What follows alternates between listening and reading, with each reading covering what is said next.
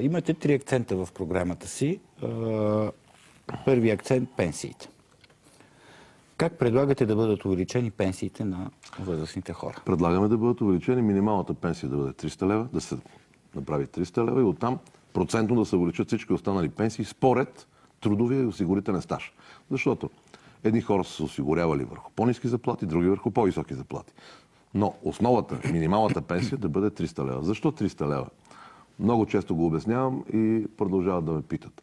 Защото още преди 2 години предишното правителство на господин Борисов беше направило изчисления и те бяха официално обявени, че прага на бедността в България е 299 лева. Ние предложихме 1 лев символично, но над прага на бедността. Над унижението 2 милиона български граждани да се водят бедни.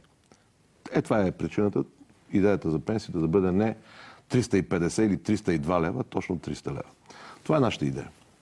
Сега, влиза ли обаче в това една друга мярка, вдигане или падане на максималния осигурителен таван? Това не влиза в тази мярка. Мисля, че в държавата има достатъчно финансов ресурс при неговото правилно използване, за да се увеличат пенсиите, включително да бъдат решени и други въпроси.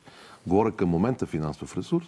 Ако България ако следващото българско правителство се умее да запуши пробойните в българския бюджет по отношение на контрабандата на горива, от която държавата губи близо 2 милиарда годишно от неплатени акцизи, данъци и ДДС, ако се дотегнат и други мерки, ако се проведе една административна реформа, ще видите, че могат да бъдат спестени още няколко милиарда, които ако бъдат използвани правилно, ще има достатъчно пари за здравеопазване, и за образование, и за сигурност.